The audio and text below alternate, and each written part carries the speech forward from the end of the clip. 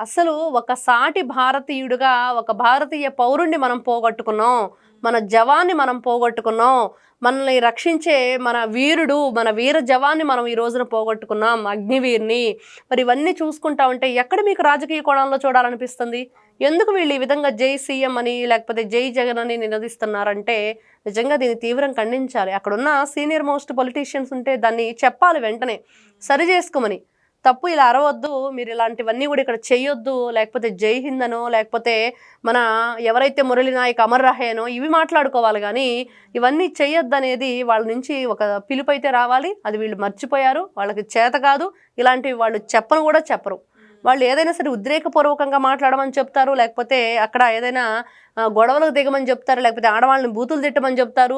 ఇవన్నీ జగన్మోహన్ రెడ్డి అండుకోకు తెలుసు. కానీ మనం వచ్చిన ప్లేస్ ఏంటి, అక్కడ మనం ఎలా స్పందించాలి, మరి అవన్నీ కూడా మర్చిపోయి ఇతను ఏదైనా ఒక ప్రెస్ మీట్ పెడితే కూటమి ప్రభుత్వం మీద బురద జల్లే ప్రయత్నం.